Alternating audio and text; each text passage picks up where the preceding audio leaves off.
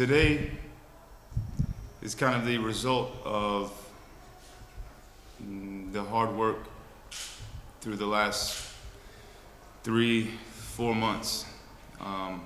We were tired, but the hard work we put in carried us to this point to have a chance in the playoffs.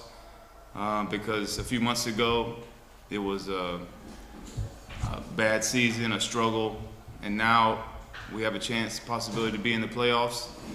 It's only the result of hard work every day and not giving up on each other. And this is what happens when you continue to work hard. You have good habits, and then you can rely on those habits when you need them, when you're tired.